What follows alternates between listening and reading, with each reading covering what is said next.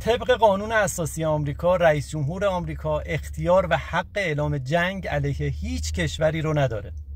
تشخیص اجازه شروع جنگ رو کنگره آمریکا باید بده.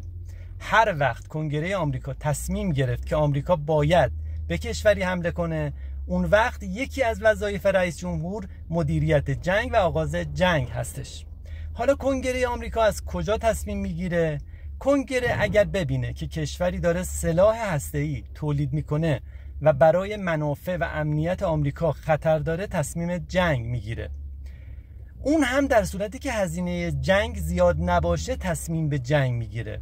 خب حالا کنگره آمریکا چطوری تصمیم میگیره؟ یک سازمانی هست به اسم جامعه اطلاعاتی آمریکا که 18 تا نهاد داره، اطلاعات رو جمع آوری میکنه و به کنگره برای تصمیم گیری ارائه میده.